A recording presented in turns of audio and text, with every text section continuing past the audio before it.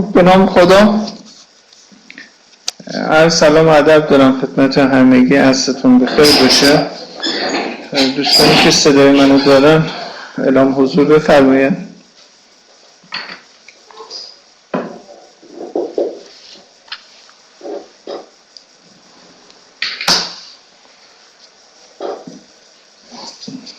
ممنونم.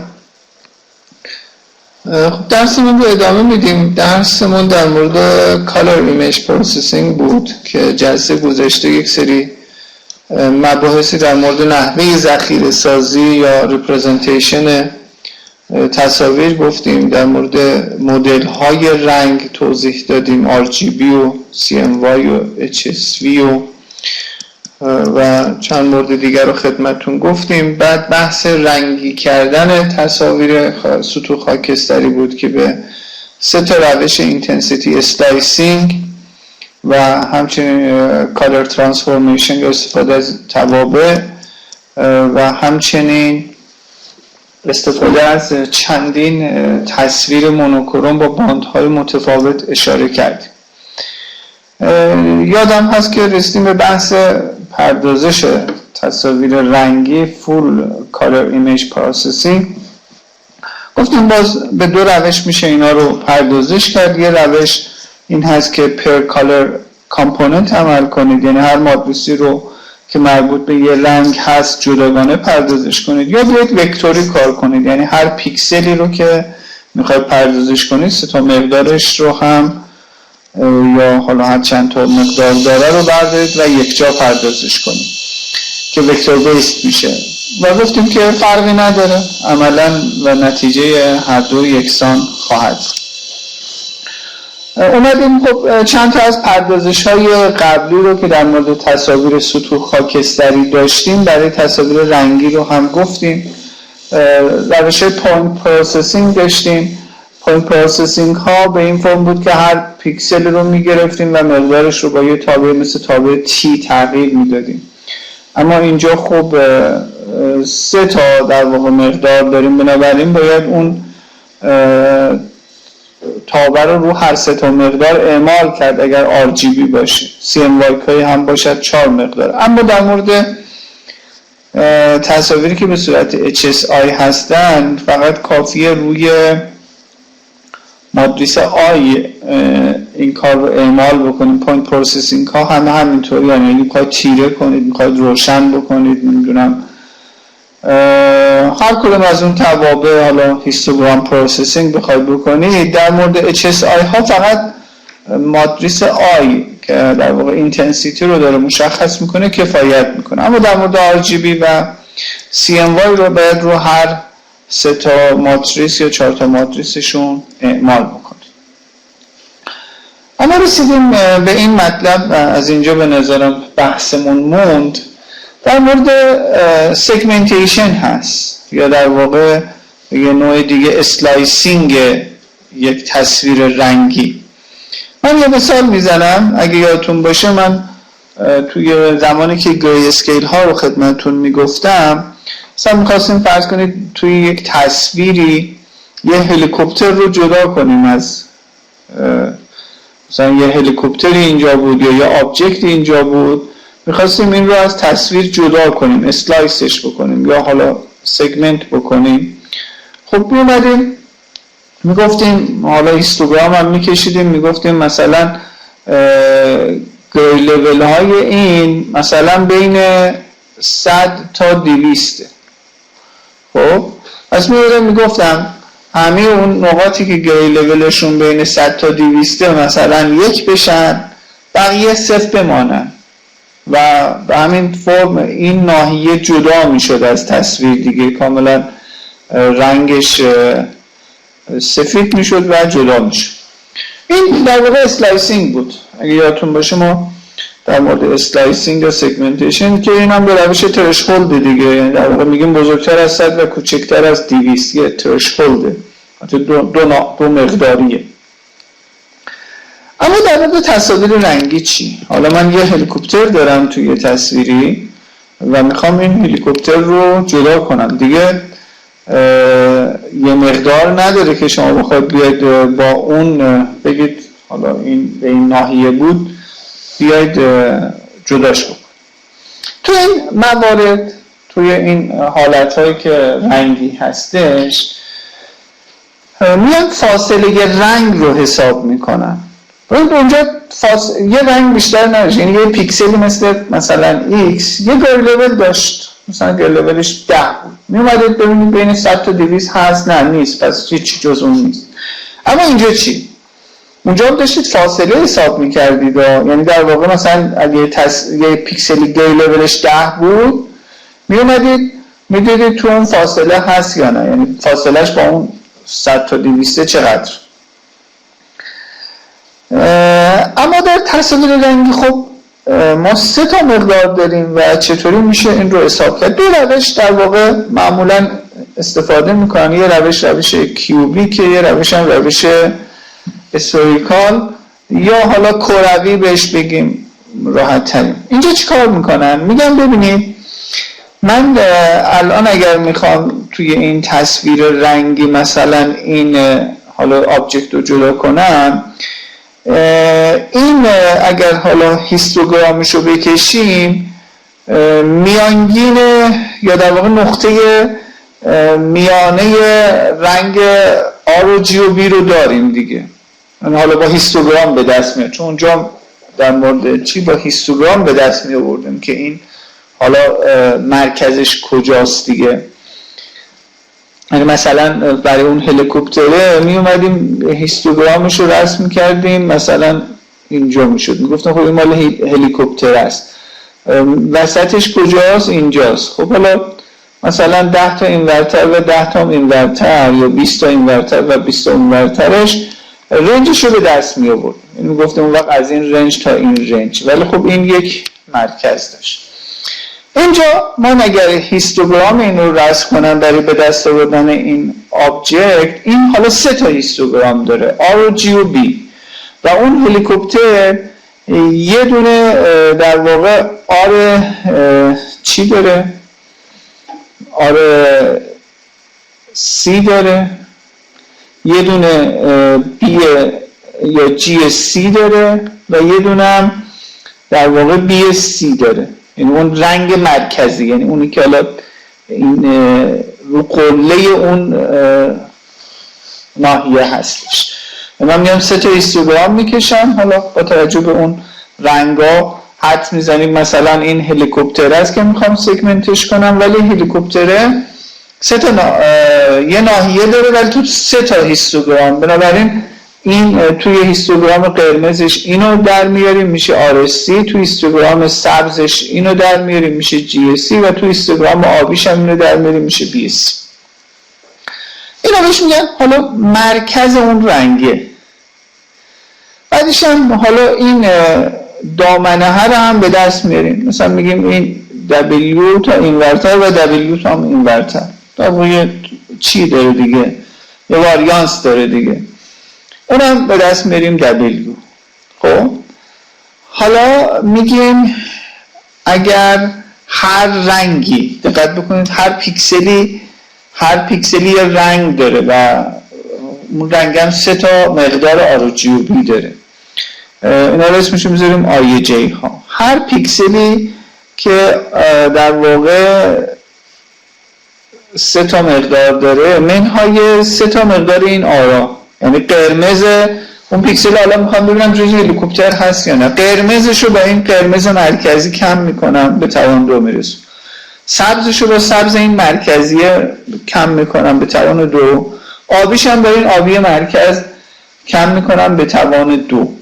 در واقع دارم فاصلهش رو حساب میکنم و میگم اگر این کوچکتر از یک W2 بود یا R02 بود پس جزء هلیکوپتر، اگر نه جزء رنگ هلیکوپتر نیست.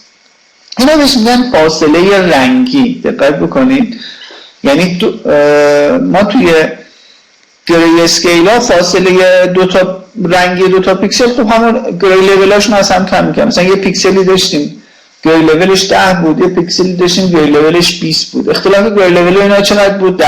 این شد فاصله شون. اما در مورد تصاویر رنگی اختلاف رنگ 3 مقداره، یه مقدار نیست دیگه. پس آرش رو با این آره کم میکنیم، جیش هم با این جیه، بیش هم با این بیه، به توان دو با هم جمع میکنیم و میشه فاصلش از این رنگ، از این رنگ مرکزی. حالا میگه اگر این کوچکتر از یه R0 به توان 2 بود جزء اون هست، اگر نه جزء اون نیست، اون شی نیست و میذاشتیم کنار. این روش میگن اسفریکال که در واقع از هم فاصله اقلیدوسی داره استفاده میکنه.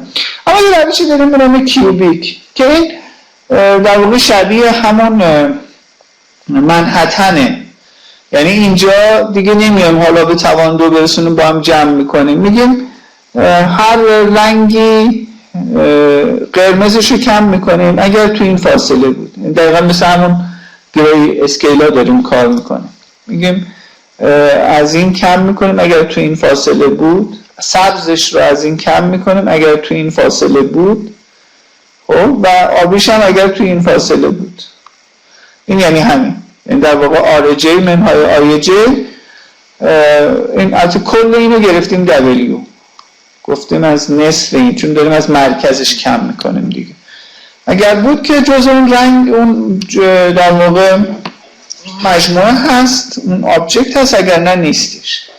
پس ببینید ما قبلا اگر میخواستیم یک شیئی را در واقع از تو یک تصویری در بیاریم، گری اسکیل بود، خب میومدیم رنج رنگش رو به دست میآوردیم و هر رنگ دیگر میآوردیم ببینیم تو اون رنج هست یا نه. اما در تصاویر رنگی شما 3 مقدار دارید، یا باید بیاید فاصله شو با مرکز اون رنگ، مرکز منظورم مختصاتی نیست، مرکز رنگیش، یعنی در واقع میانگین رنگش، میانگین میشه در واقع، فاصلش رو از اون میانگین رنگ حساب میکنه، ببینیم از یه R0 کمتره یا نه، کمتر بود که جزء اون هست، اگر نه. اینجا در واقع داریم همین کارو میکنیم، ولی خب اینجا حالا تک تک رنگ ها رو جداگانه میسنجیم ببینیم تو اون رنج هست یا نه. اگر هر سه تاش توی اون رنج بود هست، اگر نه جزء اون رنگ نیستش دیگه. جمعشون نمی کنیم حالا بعد توان، بلکه تک تکشون رو نگاه میکنیم ببینیم تو اون رنج هست، یعنی قرمزش تو اون رنج هست، آبیش تو اون رنج هست، سبزش هم تو اون رنج هست، اگر هست که جزء اون ناحیه است. نمونهش الان اینجا میبینید برای همون در واقع توت فرنگی ها، در واقع برای این تصویر اومده توت فرنگی رو اسلایس کرده یا سگمنت کرده به 2 تا روش. این وریه فکر کنم کیوبیکه، بله، این وریه اسفریکال. اینجا در واقع مرکز، یعنی میانگین رنگای قرمز این بوده، میانگین رنگای قرمز. حالا میشه نمونه ای ازش برداری یا هیستوگرام بکشی، از رو هیستوگرام میانگین رو به دست بیاری.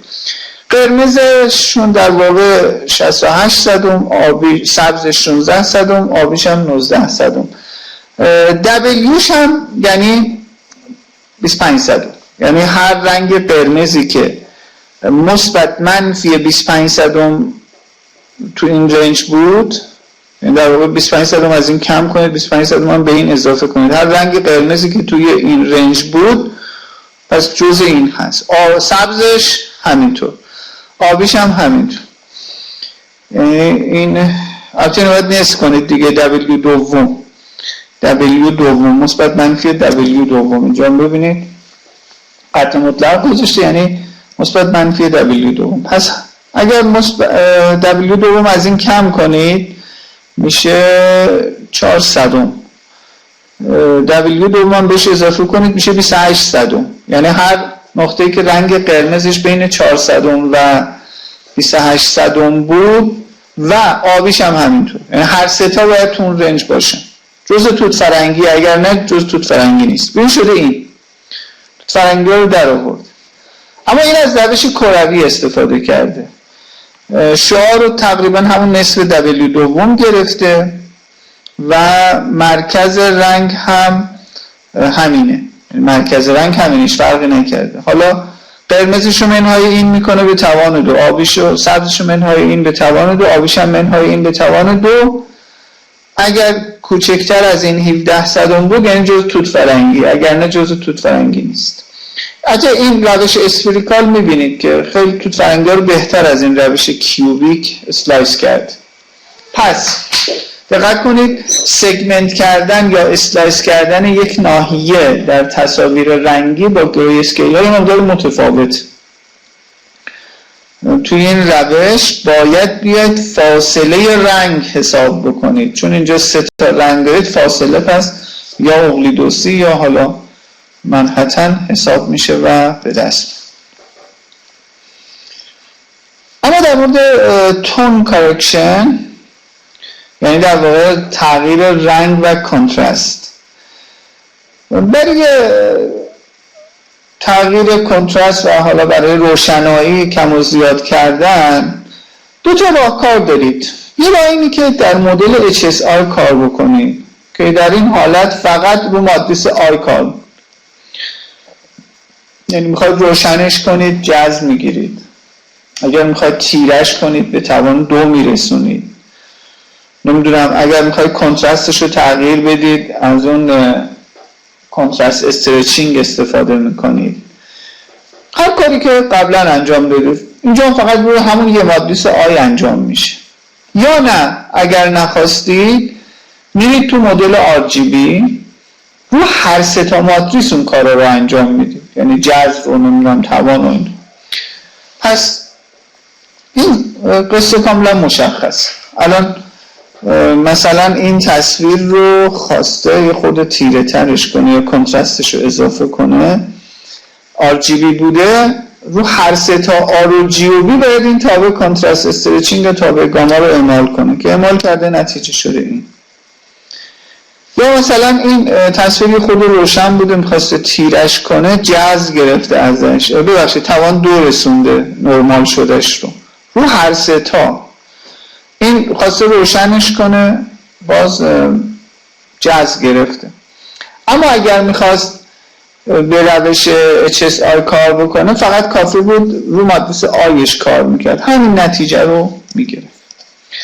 و در مورد CMYK هم همینطور، حالا همین اون موارد روی هر 3 تای CM و Y و K انجام میشه، اما در مورد HSI فقط روی آی میشه انجام داد.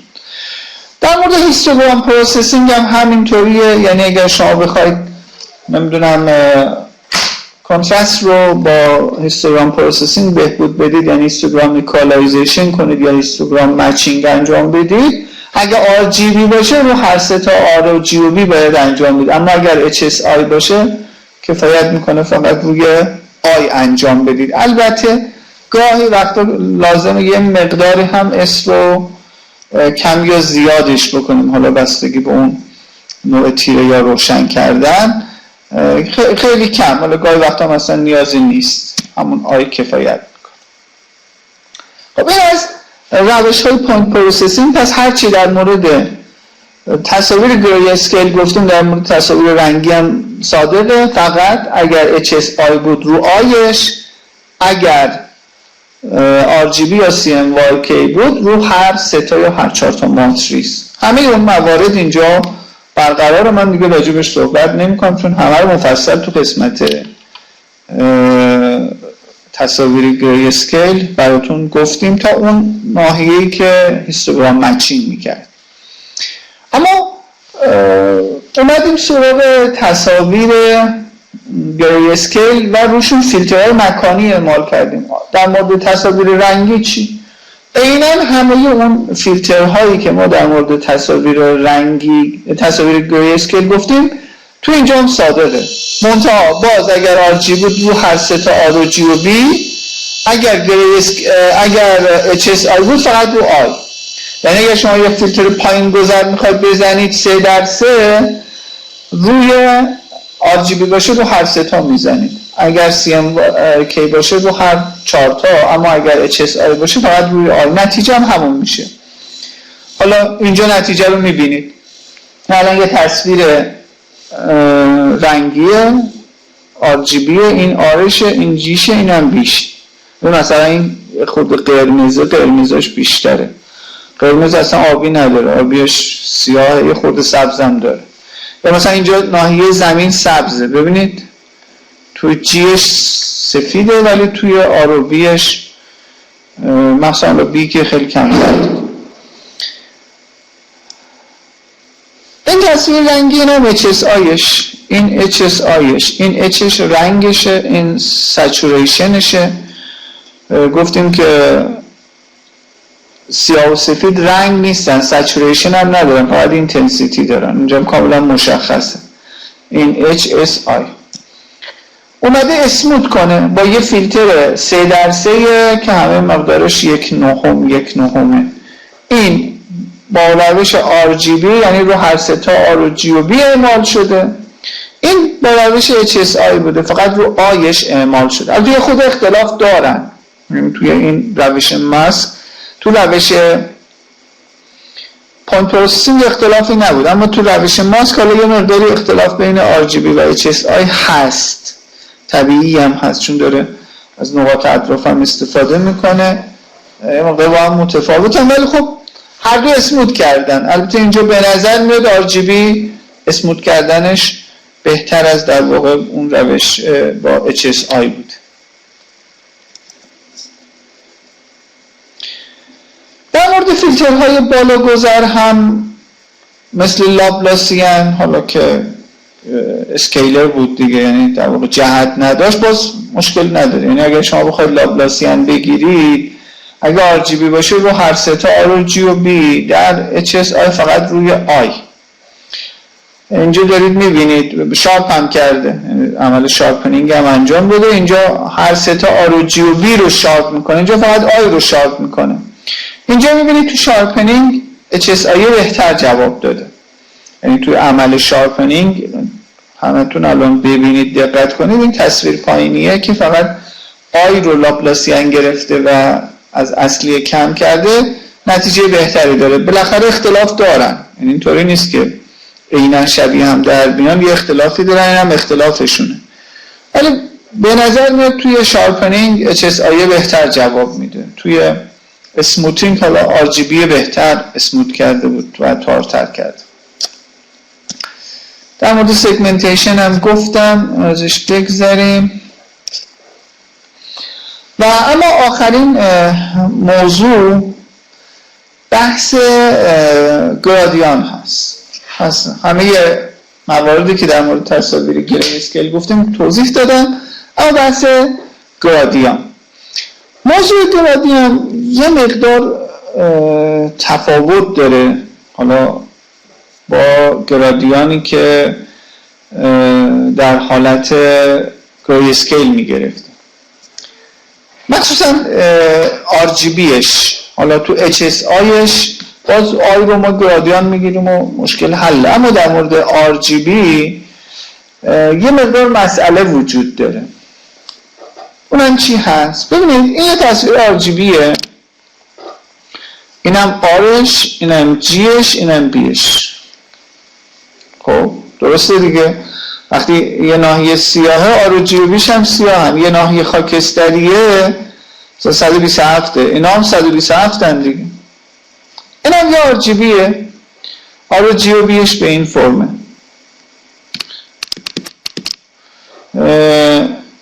این باید آرش باشه دیگه، آر و جی و بی این فرمی آرش باشه. بله زرد قرمز داره، خاکستری هم که قرمز داشته ولی آبی قرمز نداره، سیاه هم که قرمز نداره، پس این آرش بود. این جیشه. خب آبی که سبز نداره، سیاه هم که سبز نداره، خاکستری که سبز داره، زرد هم که سبز داره، پس اینم جیمون درست. اینم آبیشه، آبی داره، آبی خاکستری هم آبی داره، زرد آبی نداره، سیاه هم آبی نداره. خب حالا یه نقطه این مرکز در نظر بگیرید. این اگر از آر و جی و بی گرادیان بگیرید، هر سه در اون نقطه این فرمی هن، در واقع جهتشون با هم جمع میشه و در این جهت خواهد بود، هیچ مشکلی هم نداره تو این تصویر. اما تو این تصویر چی؟ این نقطه مرکزی اینجا به این سمته، اینجا به این سمته، اینجا هم به این سمت. فرآیند اینو تقریبا یه چنین سمتی نشون خواهد داد، در حالی که درست نیست. مثلا تو اون نقطه در واقع اگر بخوایم حساب کنیم جهت لبه خیلی وضعیت مشخصی نداره، حالا شاید مثلا به این سمت بخوایم در نظر بگیریم باشه اگر بخوایم حالا شدت روشنی. در اصل این نشون میده که اگر ما بخوایم تو RGB گرادیان رو حساب بکنیم بعضی جا رو مشکل برمیخوریم، مثل همین نمونه. هرچند اگر هم شما حساب کنید اندازه لبه ها رو، یعنی گرادیان بگیرید فقط اندازه شونه، با جهتش کاری نداشته باشید، اندازه شونه حساب کنید جمع بکنید، مشکلی نداره از لحاظ اندازه، شاید خیلی مسئله‌ای نداره، فقط یه سری نقاط خاص یه مقدار کمتر از اون چیزی که هست نشون میده. ولی در مورد جهت کاملا ممکنه اشتباه جواب بده.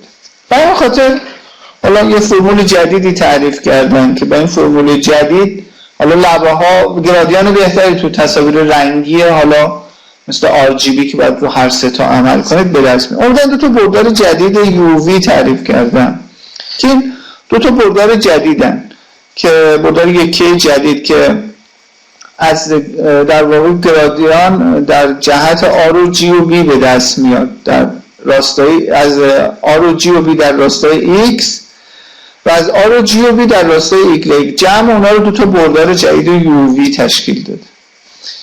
بعد اومده GXX، GYY و GXY یعنی سه تا جهت تعریف کرده، جهت در راستای X، در راستای Y و در راستای X و Y که اینا رو برای XX حاصل ضرب U در U، بردار یکی U در U، V در V و U در V که اینا دیگه طبیعتاً اسکالر میشن دیگه، یعنی به توان دو میرسن اسکالر میشن. GXX، GYY و GXY اندازه اون حالا بردارا در اون راستا هستن. و حالا برای زاویه لبه و برای مقدار لبه از این دو تا فرمول استفاده. برای زاویه از آرک تانژانت دو تا GXY تقسیم بر GXX منهای GYY و برای اندازه لبه در اونجا از 1/2 GXX به اضافه GYY GXX منهای GYY کوسینوس 2 تتا به اضافه 2 تا GXY سینوس 2 تتا به عنوان اندازه به دست آورد که حالا نتایج رو اینجا اگر بخوام ببینیم از لحاظ اندازه، از لحاظ زاویه خیلی با هم فرق خواهند داشت. این RGB گرادیان، اندازه گرادیان تو R و G و B مشکل نداره چون البته گری اسکیل داره دیگه تو R و G و B. اما وقتی که اینها رو با هم جمع میکنیم، اینا رو با هم دیگه جمع میکنیم میشه این. و چون حالا یه مقدار خب از لحاظ جهت با هم مختلفن نسبت به اینی که با روش جدید محاسبه شده، یعنی با این روشی که الان گفتم یه مقدار تفاوت دارن. تفاوت هم اینجا کاملا مشخصه. حتی فکر کنم این پایینیه بر اساس جمع این سه تاست، یعنی R و G و B، اما اون بالاییه بر اساس روش جدید است.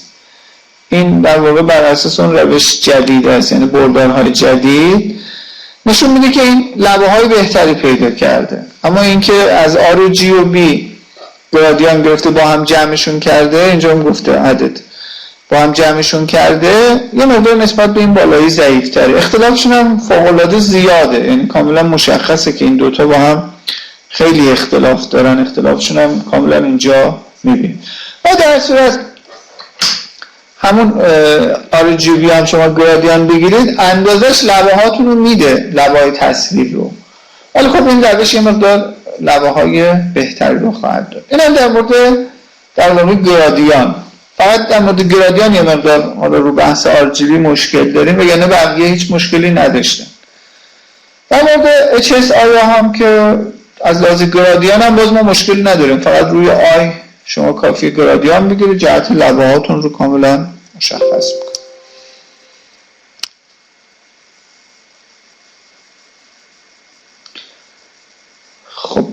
هم از این بحث.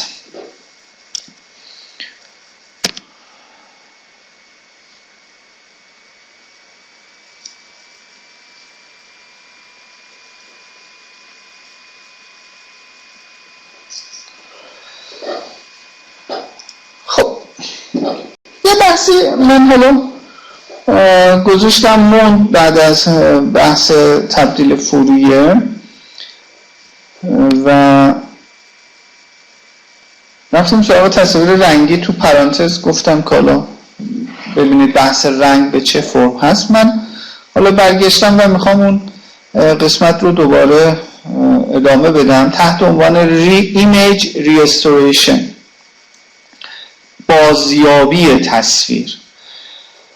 این قسمت هم شبیه همون اینهانسمنته، یعنی ایمیج ریستوریشن هم شبیه همون قسمت ایمیج اینهانسمنت هست، اما یه فرقی که با اینهانسمنت داریم اینه که ابجکتیو هست، یعنی اینکه تابع، یعنی در واقع هدف مشخصی داره و تابع مشخصی براش میشه طراحی کرد. در صورتی در مورد اینهانسمنت نه، سابجکتیو بود و نمیشد یک هدف مشخص و یک تابع مشخص براش تعریف کرد. این روش یعنی در واقع ایمیج ریستوریشن خیلی بحث گسترده و مفصلی است تو حوزه پردازش تصویر و هدفش هم این هست که تصویر رو بازیابی کنه. از چی؟ از اون تخریب هایی که روش صورت گرفته، یعنی دیگرادیشن یا در واقع تخریب صورت گرفته باشه رو تصویر، میخواد اون تخریب رو پیدا کنه و عکس اون رو اعمال بکنه و تصویر اول رو بازیابی کنه. مثل این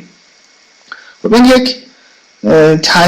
یه تابع این تصویر رو تخریب کرده دیگه و میخواد اون تابع تخریب کننده اینو پیدا کنه، عکسش رو اعمال بکنه و برسه به این عمل ریستوریشن هست. یعنی ببینید هدفمنده و مشخصه که میخواد به چی برسه، برخلاف اون چیزی که توی انهانسمنت داشت. پس توی ریستوریشن این هست که ما بازسازی یا بازیابی بکنیم تصویری رو که دیگرادیت شده، یعنی تخریب شده و ما از یه پرایر نالجی یعنی اطلاعاتی از اون تخریب داریم و میخوام بر اساس اون پرایر نالجی که داریم اون تخریب رو برگردونیم و در واقع تصویر اصلی رو به دست بیاریم. ما اینجا در واقع معیار داریم، یعنی یه معیار داریم و بر اساس اون معیار داریم کار میکنیم. اما در اینهانسمنت نه، در واقع ما تو اینهانسمنت اصلا در واقع نمیدونستیم مدل تخریب رو نمیدونستیم، فقط هیوریستیک بود، یعنی در واقع یه نوع حالت تجربی، یه نوع حالت سعی و خطایی در واقع این رو به دست می آورد.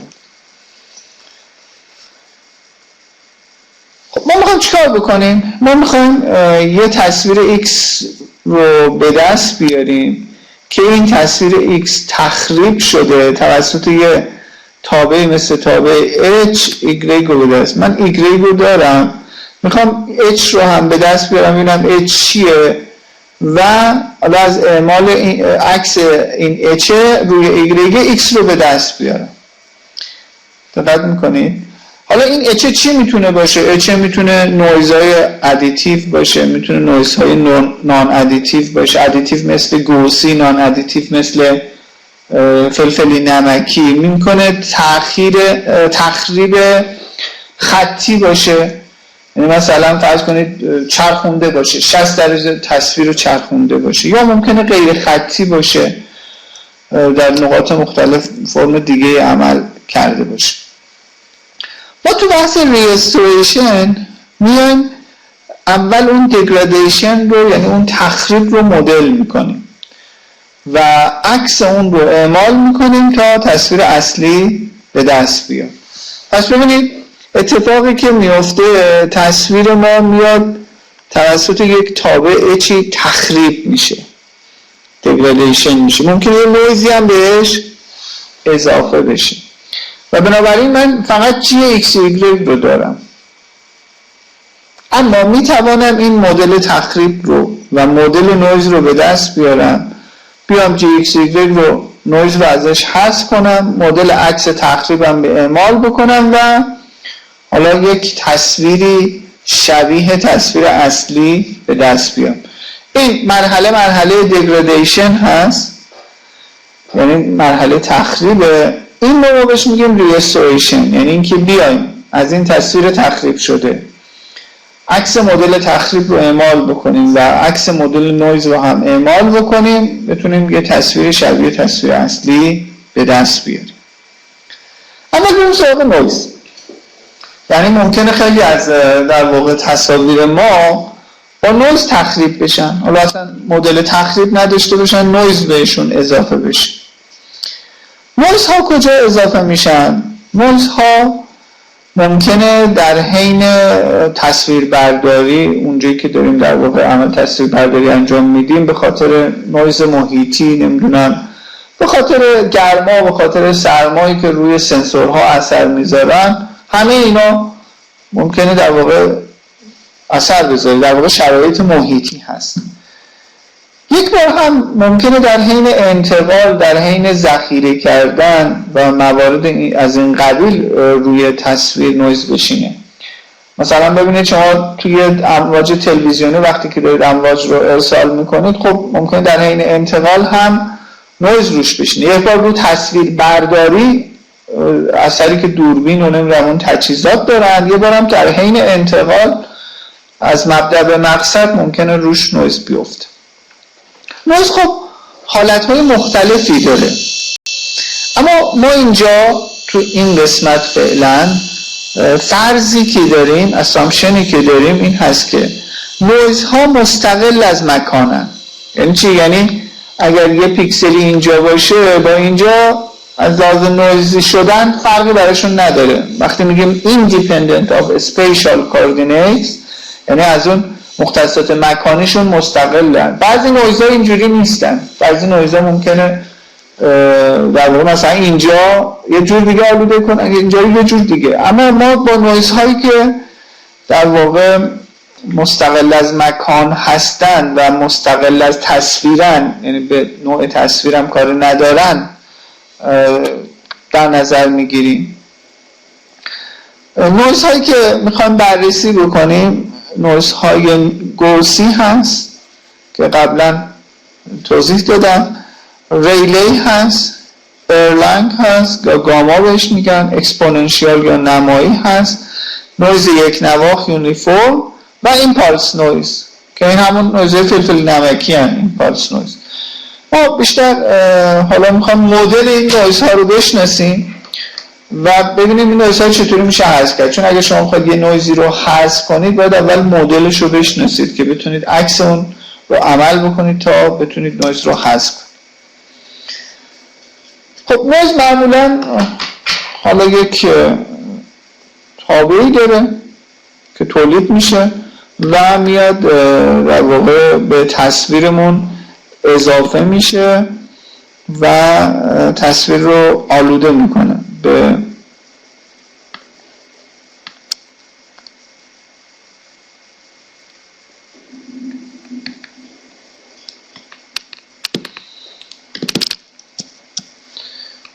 قلم ما امروز هم باز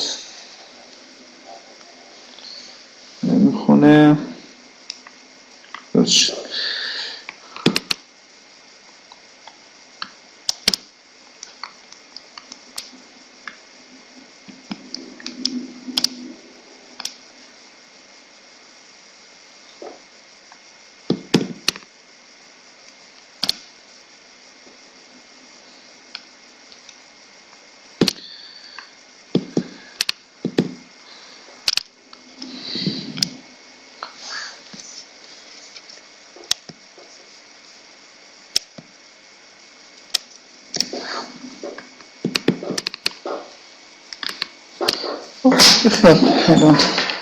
کار نمی‌کنه ظاهراً. در صورت با این مدل اضافه می‌شود و من اگه بخوام نویز رو از بین ببرم باید مدلش رو پیدا بکنم و کم بکنم. در واقع چیزی اضافه شده و باید پیداش کنیم مدلش رو و به همون فرمی که اضافه شده کم کنم. پس من در واقع می‌خوام اون اتا یعنی مدل نویز رو پیدا بکنم.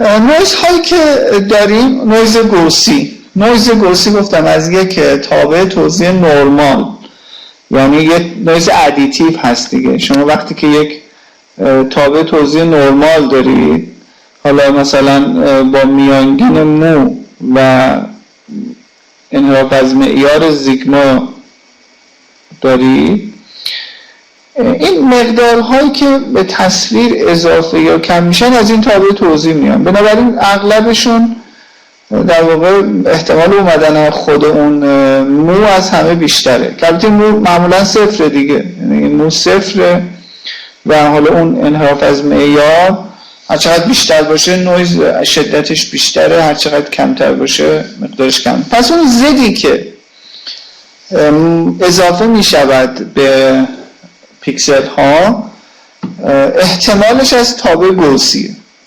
زد صفر، یعنی اگه شما زدتون میخواد صفر باشه احتمالش خیلی بیشتر، یعنی اگه جز زد صفر بذاری از همه مقدارهای دیگه احتمالش بیشتره.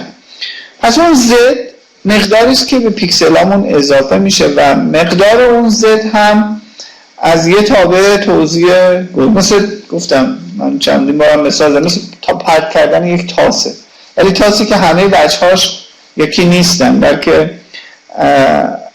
از یه تابع توزیع نرمال پیروی میکنه و مثلا مقدار صفر است، احتمالش از همه بیشتر هست، یک نواخت نیستی. در مورد تابع رایلی هم در واقع یه تابع توزیع احتمال هست که فرمولش به این فرمه که A و B هم یه رابطه با واریانس و میانگین دارن. میانگین حالا معمولا اینجا صفر فرض میکنه. تابع داریم تابع ایرلنگ که تابع ایرلنگ هم حالا شبیه همون گوسی هست، حالا شکلشون هم بهتون نشون میدم. A به توان B Z به توان B منهای 1 تقسیم بر B منهای 1 فاکتوریال E به توان A Z. اینجا Z همیشه مثبته، یعنی کم نمیشه، فقط اضافه میشه ایرلنگ، که مو میانگین نویز زیگما هم واریانس نویز و B و A هم رابطهشون با مو و زیگما به این فرم است.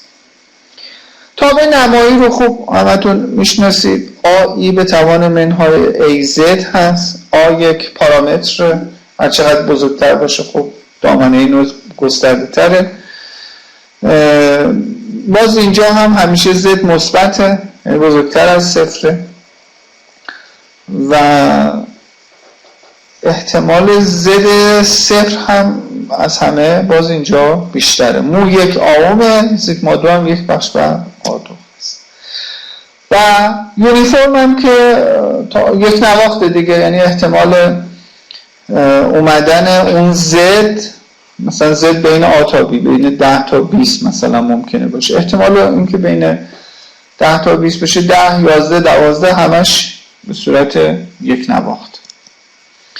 و نوع‌های فلفلی نمکی هم که دیدید باز اونجا هم باز به احتمال مساوی بود. مثلا ما میگفتیم با احتمال 1/10 باز هر پیکسلی باز یه احتمال براش تولید میکردیم. اگه کوچکتر از 1/10 بود نویزی میشد، اگر نه نویزی نمیشد و تقریبا و نصف هم بود دیگه. یعنی اگر من مثلا احتمال 1/10 میدادم 5/100 برای فلفلی بود، 5/100 هم برای نمکی بود، یعنی 5% نمکی میشدن 5% فلفل. اگه بخوام شکلاشون رو ببینیم اینجا کاملا مشخصه، این گوسی هست. حتی حالا احتمالش اگه صفر بکنید میتونه مثبت منفی بشه دیگه، یعنی میانگینش رو صفر بکنید. این رایلی هست. رایلی رو ببینید، تو رایلی شما یه پارامتر A دارید یه پارامتر B که اینا هم باز به اون میانگین و واریانس نویز وابسته هستن. این هم گاما یا ایرلنگ هستش. شکل گاما رو ببینیم. حالا ممکنه بگید این شکل‌ها به چی درد ما میخوره. برای تشخیص نوع نویز از این شکل‌ها استفاده میکنیم. یعنی من وقتی یک تصویر دارم، حالا میخوام ببینم نویز این تصویر چطوریه، کافیه یک ناحیه کوچکی از این تصویر رو بردارم، هیستوگرامش رو بکشم. یک نواخت دیگه. اگه نویزی شده باشه حالا پیکسلاش کم و زیاد شدن، اگه نویز نداشت یک نواخت بود. حالا شکلشو میکشم، به هر کدوم از این شکل‌ها نزدیکتر بود میگم از اون نوع نویزه. یعنی کاملا راه تشخیص نویز به این فرمه. یا تصویر دارید نویزی، نمیدونید نویزش چه نوعیه، کافی یه ناحیه یک نواختشو ببرید، هیستوگرامشو بکشید. و هر کدوم از این شکل‌ها در اومد، اون وقت میتونید مشخص بکنید چه نوع نویزی هستش. خب اون ناحیه میتونید میانگین واریانسش هم حساب کنید دیگه و راحت میتونید در واقع متوجه بشید که از کدوم یک از این نویزها هستن. الان اینجا همین فرمی که من میگم عمل کرده. این در واقع شما 3 تا ناحیه یک نواخت دارید، 1 2 3. برای هر کدوم اومده هیستوگرام کشیده. این برای این ناحیه بوده، این برای این ناحیه بوده، این ناحیه. این نویزی شدن، کاملا مشخص نویزشون گوسیه. این کاملا مشخص از شکل نویزها، چون یک در واقع قرینه نیستن، کاملا مشخص رایلیه. این برم که دقیقا همون شکل گاماست. یعنی رایلی یه مقداری، گاما حتما از 0 شروع میشه ایناست، ببینید گاما، ولی رایلی یه مقداری حالا این قسمتیش هم شیب داره مشخص. پس اگه یک ناحیه، شما اگه مثلا یه ناحیه رو میبریدید هیستوگرام میکشید میشد همین و راحت میتونستید ازش نوع نویز رو تشخیص بدید. مثلا اینجا هیستوگرام کشیده، این کاملا مشخص نویزش نماییه، این نویزش یک نواخته، این هم نویزش فلفلی نمکیه، چون اون 3 تا ناحیه خودش بوده، 1 2 3، چون 1 2 3، ولی نویزها حالا سیاه و سفید بهشون اضافه شده. این نویزهای سفیده، اصلا ناحیه سفید نداشته که. نویز فلفلی هم که اینجا بهش اضافه شد. خب برای اینکه ما نویز رو تقریب بزنیم و تخمین بزنیم نویز چی هست، گفتم یه ناحیه یک نواخت از تصویرتون رو برمی‌دارید. مثلا اومده یه ناحیه یک نواخت از تصویر برداشته، هیستوگرامش رو کشیده، کاملا نویز مشخص میشه. حالا فهمیدید گوسیه، خب همونجا واریانس و میانگین رو حساب کنید. حتی میانگین میشه همون رنگ خود اون ناحیه که شما میتونید 0 بذارید که این بیاد دقیقاً این سمت، ولی راحت میتونید میانگین و واریانس اصلا فرمولش رو در بیارید دیگه، فرمول گوس رو نویز رو کامل در بیارید. یا اینجا مثلا این رایلی هست یا این مثلا یونیفرم هست.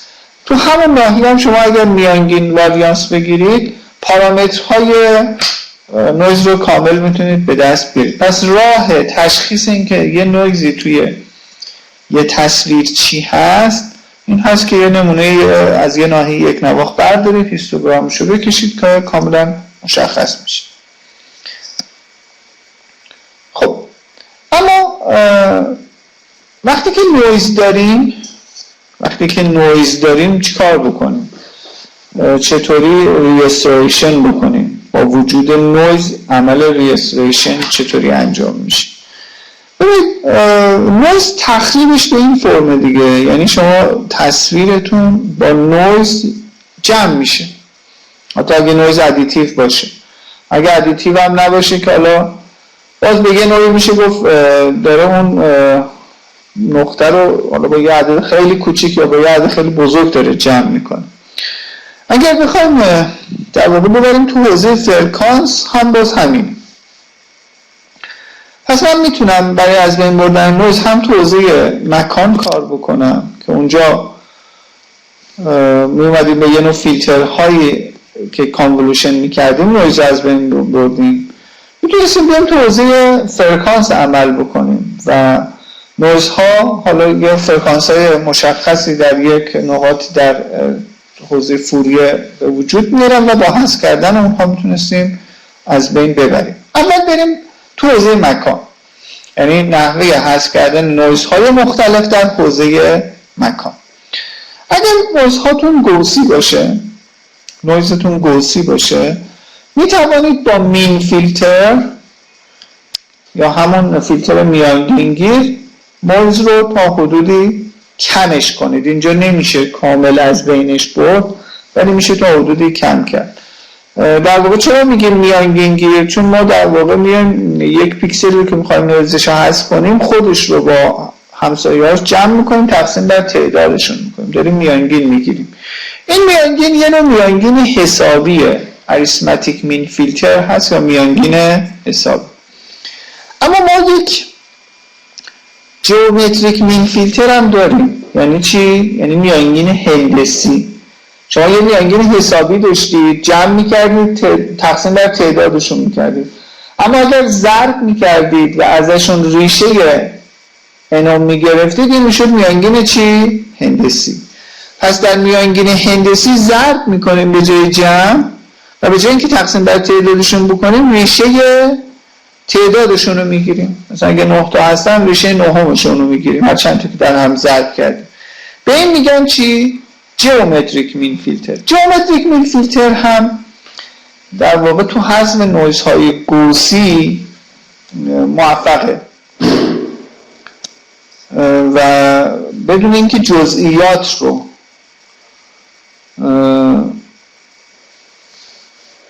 یعنی جزئیات رو کمتر از بین میبره. توی میانگین حسابی جزئیات هم از بین میره ولی میانگین هندسی سعی میکنه نویز رو کم کنه ولی بدون اینکه جزئیات رو از بین ببره. از این دسته فیلترها فیلتر هارمونیک داریم، هارمونیک مین فیلتر. هارمونیک مین فیلتر، این هارمونیک مین فیلتر برای در واقع نویزهای نمکی خوب کار میکنه، برای نویزهای نمکی. در واقع میاد میانگین عکس پیکسل ها رو میگیره، به جای اینکه میانگین خودشون رو بگیره میانگین عکس پیکسل ها رو میگیره. خب حالا چرا نویزهای نمکی رو حذف میکنه، نویزهای فلفلی رو نمیتونه حذف کنه؟ ببینید وقتی که یک ناحیه‌ای به نویز نمکی آلوده میشه، یعنی اینکه مثلا این یه دفعه میاد 255 میشه. خب حالا من وقتی که میخوام اینها رو در واقع، حالا اینا صفر نذارم چون صفر که بشه باید یه مقداری بهشون اضافه کنیم چون معکوسشون 1/0 عدد بی‌نهایتی میشه. خب حالا من میخوام این 255 رو از بین ببرم دیگه. اگه اینا رو معکوس کنم، خب اطرافش عددهای کوچیکی هستن دیگه، معکوسشون در واقع خیلی تغییری نمیکنه، خیلی کم نمیشه. اما 255 عدد بزرگیه، معکوسش خیلی کوچیک میشه، 1/255. اینا معکوسشون میشه 1، اما هم جمع میشن میشه 8. اما 1/255 تقریبا میشه 0 دیگه، میشه 400 تقریبا 0 میشه. خب پس این میشه 8. این هم که میشه 9 8 تقریبا میشه 1. پس این رو میذاره اینجا. پس ببینید علت این که معکوس میکنه، یعنی معکوس ها رو با هم جمع میکنه و میانگین ازشون میگیره، علتش این هست که نویز نمکی عدد بزرگی داره، معکوس که میشه کوچیک میشه. پس در اینجا توی عمل جمع شدن خیلی اثر نداره و تقریبا از بین میره و مقداری که جاش میشینه عدد شبیه اطرافش قابل. اما در مورد نویزهای نمکی فلفلی کار نمیکنه، چون در نویزهای فلفلی اون عدد خودش کوچیکه، اطرافش بزرگن و برعکس میشه. یعنی اون اطرافش که عدد بزرگن معکوسشون کوچیک میشه، خودش که عدد کوچیکیه معکوسش بزرگ میشه و در نتیجه نمیتونه نویز رو حذف کنه. به همین خاطر فقط برای نویزهای نمکی داره کار میکنه. اینا بهش میگن هارمونیک مین فیلتر. پس به جای اینکه میانگین خودشون رو بگیره، معکوسشون رو داره میانگین میگیره، میانگین معکوساشون رو میگیره، یا در واقع معکوسا رو با هم جمع میکنه، در mn ضرب میکنه. به این فرم اون وقت اون نویزهای نمکی که عدد بزرگی هستن توی میانگین تأثیری نداره. اما یه فیلتری داریم به نام کنترا هارمونیک میل فیلتر. این هم باز یه فیلتر میانگینگیره که یه جا داره خود جمع خود پیکسل ها و همسایه ها رو انجام میده تو صورت، تو مخرج هم داره جمع خود پیکسل ها رو انجام میده، اما بالایی به توان کیو به اضافه 1 میرسه، پایینی به توان کیو میرسه. حالا این کیو تعیین کننده است. اگه کیو مثبت باشه برای فلفلی ها خوب کار میکنه و اگر منفی باشه برای نمکی ها. چرا کیو مثبت باشه؟ مثلا اگه کیو رو شما 0 بگیرید، کیو رو 0 بگیرید، این در واقع داره همه رو با هم جمع میکنه، تقسیم بر تعدادشون میکنه. وقتی کیو 0 باشه اصلا داره میانگین میگیره. اما کیو رو 1 بذارید، کیو رو 1 بذارید، مثلا این میشه همه رو به توان 2 میرسونه، جمع میکنه صورت ها رو، مخرج ها رو خودشونو. خب وقتی که اینجا توی نمکی ها خود نویز کوچیکی دیگه، عدد کوچیکیه چون سیاهه دیگه، ولی بقیه عدد بزرگن. وقتی به توان 2 میرسن بزرگتر میشن، اما اون 0 خب هیچ اصلا توی جمع پیداش نمیشه و در نتیجه از بین میره، چون اطرافش بیشتر مؤثرن توی این میانگین گرفتن تا خودش، چون خودش عدد کوچیک. در مورد نویزهای نمکی کیو منفی باید باشه، چون اینجا برعکسه. خب کیو وقتی منفی باشه داره جذر میگیره، وقتی داره جذر میگیره عددهای خیلی بزرگ جذرشون خیلی کوچیک میشه، ولی عددهای کوچیک جذرشون هم خیلی کوچیک نمیشه. مثلا 1 رو وقتی جذر بگیرید میشه 1، ولی 100 رو وقتی جذر بگیرید میشه 10. یعنی عدد بزرگی خیلی کوچیک میشه ولی کوچیک خیلی کوچیکتر نمیشه. خب مثلا این نمکی بزرگن و وقتی ازشون جذر گرفته میشه، چون کیو منفی میشه جذر گرفته میشه دیگه، وقتی ازشون جذر گرفته میشه خیلی کوچیک میشن، تو این جمع خیلی اثر نداره. اینجا در واقع نتیجه مین فیلترهای مختلف رو دارید میبینید. این تصویر اصلیه، دقت بکنید. این نویز گوسی بهش اضافه شده. این با دقت بکنید با اریثمتیک مین فیلتر حسابی اریثمتیک، این با هندسی، یعنی این اومده همسایه‌ها رو با هم جمع کرده میانگین گرفته، این همسایه‌ها رو در هم ضرب کرده میانگین گرفته. ولی گفتم این جزئیات رو بهتر نگه میداره، یعنی مثلا حتی این خط و خطوط، این پتانسیومتر، این نقاط رو بهتر از این در واقع تونسته در بیاره و نگه داره. یعنی سعی کرده خیلی تار نکنه، این سعی کرده لبه ها رو تار بکنه، ولی این لبه ها رو تازه شارپتر کرده که تار نکرده، یعنی جزئیات رو خیلی خراب نمیکنه، ولی این بیشتر تار میکنه دیگه، اصلا کارش همین هست. اینجا یک فیلتر کنترا هارمونیک استفاده کرده. این تصویر با نویزهای نمکی فلفلیه، این تصویر با نویزهای نمکیه. این با کنترا هارمونیک کیو 1.5 به دست اومده. کیو رو گذاشته 1.5 اینجا، کیو رو گذاشته 1.5 مثبت. خیلی خوب شده، لبه ها هم خیلی خراب نکرده. اون مدین یه مقدار لبه های اینا رو خراب میکرد، ولی خیلی قشنگ اینا رو در آورده. این یکی هم با کنترا هارمونیک با کیو 1.5 منفی، که چون نمکی بوده کیو منفی 1.5. حتی یه خورده حالا لبه ها رو ضخیم‌تر کرده. شاید مثلا اگه این رو منفی 2.5 میذاش نتیجه بهتری میگرفت. پس تو کنترا هارمونیک این کیو مثبتش برای فلفلیاس، منفیش برای نمکیاس. اینجا میبینید.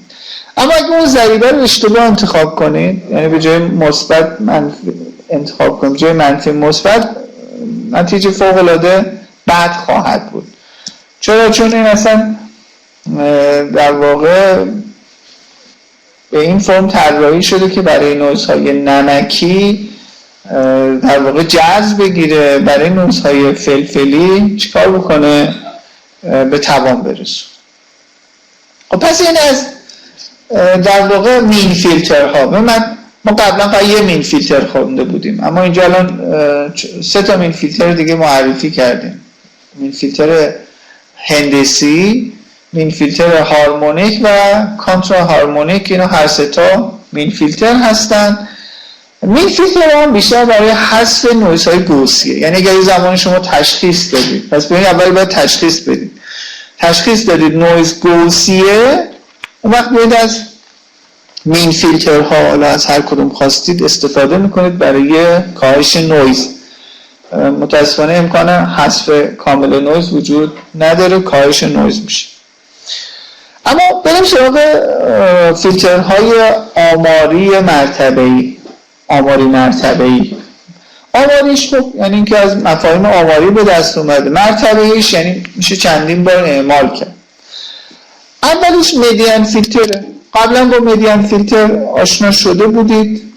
حتی من یه نکته رو یادم رفت بگم که این بعضی از این مین فیلترها برای نویزهای کنترا هارمونیک، برای نویزهای فلفلی نمکی البته استفاده شد. اون ژئومتریک و اریتمتیک برای نویزهای گوسی استفاده شد.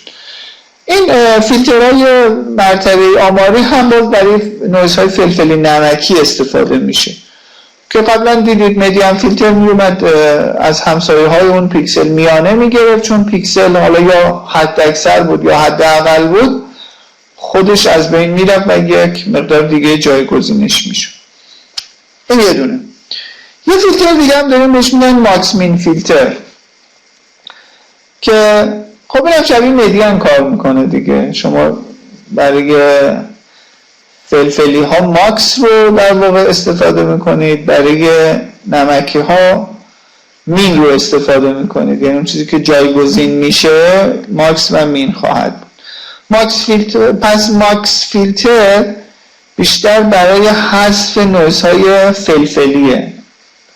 من در واقع فهمیدنش هم کار نداره، چون نویز فلفلی همیشه مینیمومه، پس ما ماکسیموم رو جایگزینش میکنیم. فلفل‌های نمکی هم حتما ماکسیموم هم پس از مین فیلتر استفاده میشه. فقط تفاوتش اینه که سرعتش بیشتره. یعنی توی مدین فیلتر حتما باید سورت کنید، اما تو ماکس و مین خب یه ماکس یا مین پیدا کردنش اوردرش اوی انه، اما سورت کردن اوردرش حالا اوی ان دوه. یه مقدار از سرعت فقط با هم دیگه متفاوت هستن، نتیجهشون خیلی فرقی نداره با هم. اما مید پوینت هم میاد در واقع میانگین ماکس و مین رو میگیره به جای اینکه مدین بگیره. مدین چون سورت کردنه یه مقدار طولانی میشه، اینجا ماکس و مین رو پیدا میکنه بعد میانگین میگیره. این هم باز مرتبهش روی n هستش و از ماکس مین تنها بهتر نتیجه میده. یعنی در واقع میاد اون میانگین ماکس و مین نقاط اطرافش رو جاش میذاره. و دسته آخر هم آلفا تریمد هستش، باز برای اینکه حالا یه مقدار سرعت حذف نویزهای فلفلی نمکی افزایش پیدا بکنه و همچنین برای اینکه ما بتونیم نویزهای فلفلی نمکی و گوسی رو، یعنی یه تصویری که هم نویزهای فلفلی نمکی داره هم گوسی رو حذف کنه، از آلفا تریمد استفاده میکنیم. این در واقع به جای اینکه بیاد حالا همه رو جمع کنه میانگین بگیره، دی دوم کمترین و دو دوم بیشترین ها رو میانگین میگیره ازشون. پس دقت بکنید، دی دوم کمترین و دی دوم بیشترین رو بر میداره، یعنی دی تا پیکسل رو میذاره کنار. اینجوریه، یعنی اگه شما 9 تا پیکسل دارید 2 تا کمترین و 2 تا بیشترین رو میذاری کنار، اون چند تا؟ 9 تا 4 تا 5 تا از 9 تا. 2 تا بیشترین 2 تا کمترین رو میذاری کنار، میشه چقدر؟ 5 تا میمونه. میانگین اون 5 تا رو میگیره، بهش میگن آلفا تریم. این آلفا هم همون دی است، یعنی تعدادی که میخواید بذارید کنار.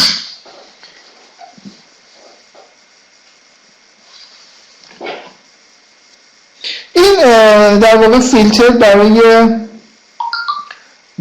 تصاویری که نویز فلفلی نمکی و گوسی رو با هم دارن خیلی خوب کار میکنه. پس تو این روش همسایه ها 9 تاست، مثلا 9 دوم دی دوم دیگه، حالا مثلا 2 تا از این ور 2 تا از اون ور میذارید کنار، 5 تا 5 تا رو میانگین میگیرید. اینجا اثرش رو ببینید. این نویز فلفل نمکی با احتمال 1/10 احتمال 2/10، چون 1/10 پی آی 1/10 پی بی، بنابراین احتمال نویز اینجا 2/10 بود، یعنی 20% پیکسل ها نویزی شدن. این یه مدین زده روش، مدین 1 مرتبه، چون میتونست مرتبه هاشو بیشترم بکنه. این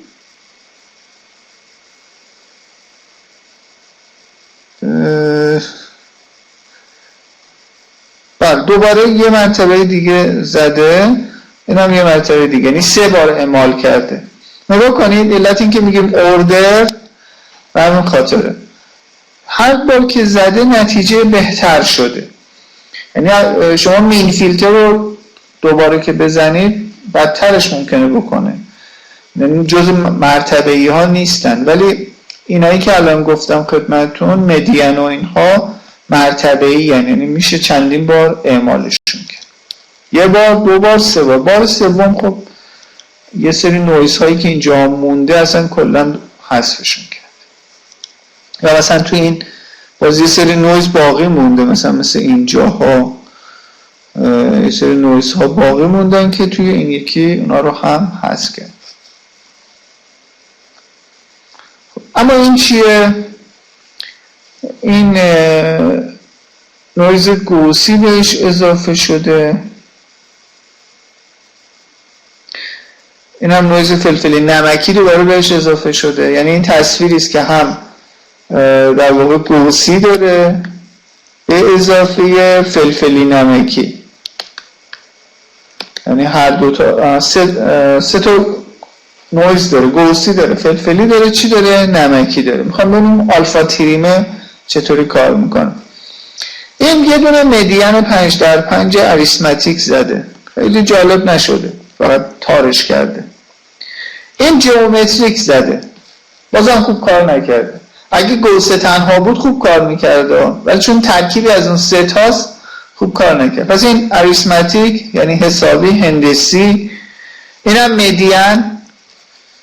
مدین هم خب نویزهای فلفل نمکی رو ممکنه حذف کنه ولی گوسی رو نمیتونه، خیلی جالب نشده. اما این با آلفا تریم کار کرده، دیش هم 5، یعنی 2 تا از چپ، 2 تا از بیشترین، 2 تا از کمترین رو گذاشته کنار و نسبتاً بهتره. حالا نسبت به اون یکی فیلترهای مقدار میشه گفت بهتر عمل کرد. میتونستیم حالا با دی ها یا آلفا های مختلف هم تستش کنیم. حتی مدین هم حذف کرده ولی یه مقدار جزئیات تصویر رو خراب کرده. این آلفا تریم به نظر حالا گوسیش هم کم کرده، فلفل نمکی هم کم کرده، جزئیات رو هم خیلی خراب نکرد.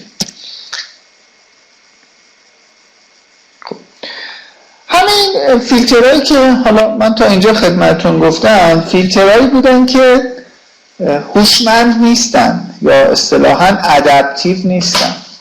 امروزه کمتر کسی ممکنه از این نوع فیلترها برای حذف نویز استفاده بکنه، یا مثلا توی شرایط خاصی ممکنه از این فیلترها استفاده بشه. امروز فیلترهای هوشمند شدن، یعنی با توجه به حالا الگوریتمایی که به وجود اومده فیلترهای هوشمند دارن استفاده میکنن و اصلا بحث فیلترینگ هنوز یه بحث خیلی داغ تحقیقاتیه و فیلترهای هوشمند مختلفی روز به روز به وجود میاد و استفاده میکنن.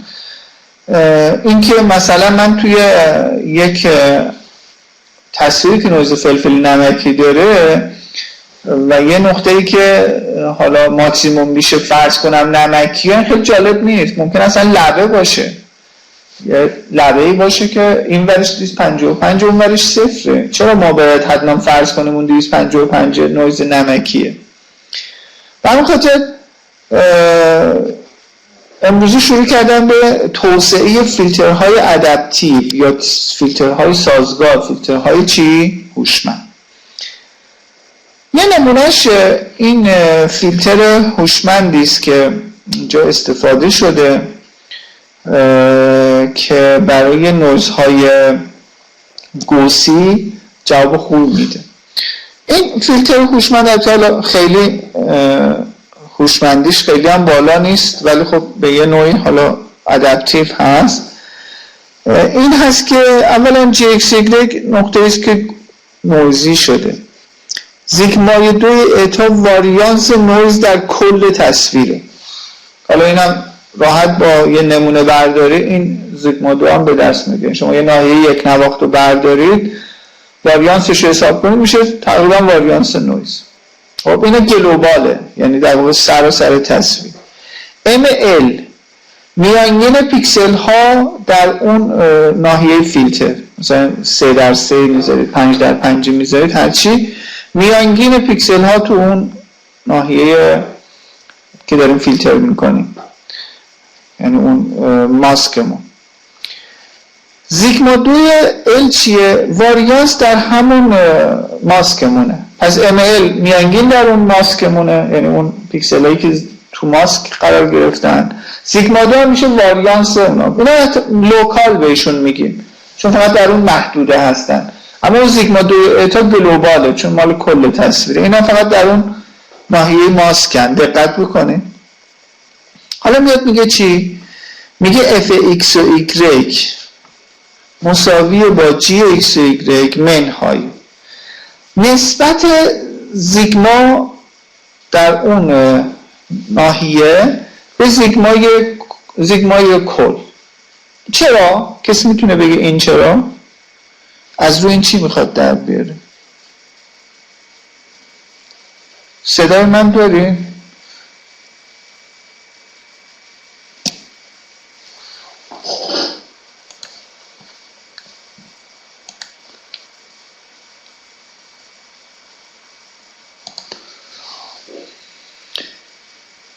این زیگما 2 اتا بر زیگما 2 ال میخواد چی رو بگه به نظرتون؟ این هوشمندی این فیلتر همینه، یعنی فقط همین نسبت هست که داره فیلتر رو هوشمند میکنه. پس میتونه بگه این چی نشون میده؟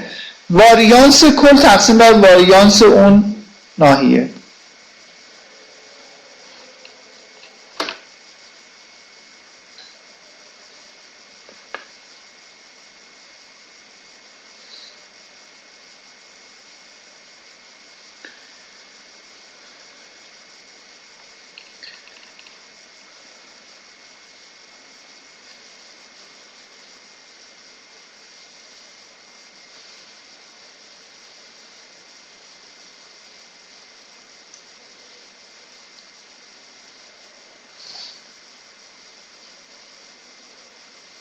دقیقا همینطوریه. ببینید اگر واریانس اون ناحیه واریانسش با واریانس کل یکی باشه، معنیش اینه که خب این ناحیه هم مثل همون در واقع خود تصویر نویزیه، یک میشه این نسبت و همون میانگین رو باید بذاریم چون این میشه یک، این GX Y از بین میره، میانگین پیکسل های اطرافش رو میذاره. اما اگر این نسبت خیلی کوچیک بشه، یعنی در واقع اصلا اون ناحیه‌ای که ما داریم چه میکنیم خیلی واریانس کم باشه، واریانس خیلی کم باشه نسبت به کل، معنیش اینه که اصلا اون نویزی نیست دیگه، همون خود GX Y رو باید قرار بدیم. درسته؟ یعنی تقریبا برعکس میشه و خود جی. اما اگر واریانس اون ناحیه خیلی زیاد باشه، یعنی در واقع خیلی اختلافات زیاد باشه، از واریانس نویزه بیشتر باشه، نویز کل، این عدد اگه این بیشتر باشه یعنی در واقع لبه ایست، جزئیاتی است، چیزی به این فرم دیگه و خودش رو باید بذاریم. معنیش اینه که اینجا لبه است، اصلا نیازی نیست اسموتش کنیم، نیازی نیست میانگین بگیریم و اینجا این صفر میشه و خود جی ایکس ایگرگ رو قرار میدیم. پس سه حالت پیش میاد، یا این نسبت ها با هم برابرن، یکه که در اون حالت معنیش اینه که نویز این ناحیه با نویز کل تصویر یکسانه و میانگین باید بگیریم، یا این یه عدد خیلی بزرگی میشود وقتی که نویز کی بزرگ میشه؟ وقتی که آره دیگه واریانس تو ناحیه خیلی کم باشه، یعنی یک نواخت باشه. در اون حالت چه اتفاق میفته؟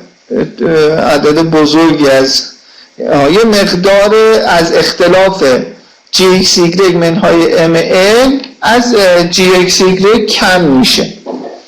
خب در واقع این، اما یه وقت ممکنه نه این عدد خیلی عدد کوچیکی باشه، پس خود جی ایکس ایگرگ رو میذاره. پس یه بار ممکنه خود جی ایکس ایگرگ رو بذاره وقتی که نویز نباشه در اون ناحیه، یعنی واریانسش با هم در واقع نویزش مثل نویز کل تصویر باشه، جی ایکس ایگرگ رو میذاره. یه بار هست ام ال رو میذاره، یک بار هست در واقع میانگین رو قرار میده، یک بار هم هست در واقع اختلاف جی ایکس ایگرگ با میانگین رو در یه عددی ضرب میکنه و از جی ایکس ایگرگ کم میکنه. پس سه حالت پیش میاد، جلو توضیح داده. میگه اگر زیگما 2 اتا صفر باشه یا کوچیک باشه، خب همون جی ایکس ایگرگ رو میذاریم. در واقع اینکه وقتی صفر باشه جی ایکس ایگرگ، چون معنیش اینه که اصلا تصویر نویز نداره دیگه، جی ایکس ایگرگ پراکنده، یعنی نویز خیلی بزرگ نیست، اصلا نویزی وجود نداره، پس جی ایکس ایگرگ رو میذاریم. میگه اگر لوکال واریانس، یعنی واریانس اون ناحیه نسبت به واریانس خود نویز زیاد باشه، های باشه، اون وقت یک مقداری از جی ایکس ایگرگ کم میکنه و یه چیزی نزدیک به خود جی ایکس ایگرگ میذاره. اما اگر برعکس باشه، یعنی زیگمای لوکالمون نسبت به زیگمای ناحیه کلمون کم باشه، اون وقت چی کار میکنه؟ اون وقت میانگین رو در واقع جایگزین میکنه. پس از این نسبت واریانسه، یعنی نسبت واریانس کل نسبت به واریانس اون ناحیه، تشخیص میده اینجا اصلا نویزیه، نویزی نیست. اگر نویزی هست، خب این نسبت نشون میده نویز توی ناحیه شدیدتره نسبت به ناحیه کل یا کمتره.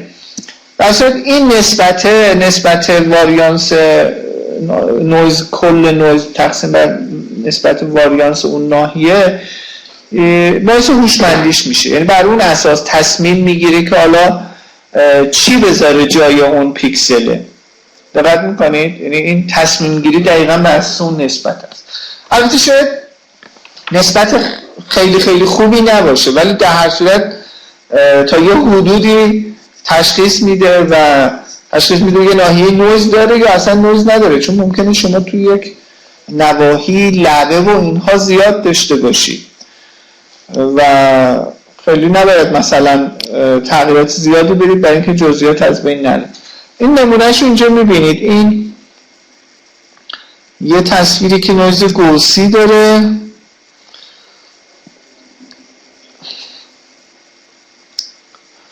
بعد این اریثمتیک مین فیلتر زده، این جیومتریک مین فیلتر زده، اینم همین فیلتر ادپتیو 7 در 7، یعنی ناحیه ها رو 7 در 7 در نظر گرفته. کاملا مشخصه که نسبت به هر دوی اینها حذف نویز این بهتر بوده و مشخصا تو لبه ها و اصلا اینجاها رو که تشخیص داده که حالا واریانس این ناحیه نسبت به نویز خیلی بیشتره تشخیص داده لبه است، اصلا بهشون دست نزده. ولی اینجا ببینید این لبه ها رو چقدر خراب کرده، اینجا که زخیم کرده، اینجا نازک کرده. بیشتر تو نواحی یک نواخت، جاهایی که یک نواخت هست میانگین گرفته، ولی جایی که جزئیات بوده خود پیکسل ها رو گذاشته به اینا دست نزنیم چون جزئیاته. ولی جایی که یک نواخته ببینید اینجاها سعی کرده میانگین بگیره و اثر نویز رو کمتر کرده، ولی جاهایی که لبه بوده اصلا بهشون دست نزده چون تشخیص داده واریانس این ناحیه زیاده. پس اگه واریانس زیاده این از واریانس نویز بیشتره، پس به خاطر نویز نبوده که این واریانس به وجود اومده بلکه به خاطر لبه ها بوده، پس بذار دست نزنیم. اما اینجاها نگاه کردی دیده واریانس مثل واریانس نویزه، گفته پس اینجا ناحیه یک نواخت نویز اضافه شده، بذارید اسموت کنم. دقیقاً این تصمیم، یعنی دقیقاً این نسبت این تصمیم گیری رو براش انجام میده. جاهایی که جزئیات داره واریانس زیاده دیگه، پس گفته این واریانس به خاطر نویز نبوده، بیشتر به خاطر لبه بوده، پس دست نزده جی ایکس ایگرگ رو گذاشته. اما جایی که دیده نه نسبت واریانس اینجا با نسبت واریانس نویز کل یکیه، گفته پس اینجا یک نواخته، با این واریانس به خاطر نویز به وجود اومده، پس میانگین گرفته، میانگین رو جایگزین کرد. نتیجه واقعا جالبه، یعنی نشون میده که این فیلترهای ادپتیو چقدر جالبتر کار میکنه، چقدر بهتر کار میکنه. خب تا اینجا جلسه بعدم حالا که دو تا از این فیلترهای ادپتیو باز میگم. این بحث اینکه فیلترها رو هوشمند بکنیم، تشخیص بده کجا نویزه کجا نویز نیست، مثلا در مورد نویزهای فلفل نمکی همین صادقه که حالا جلسه بعد بهش میپردازیم.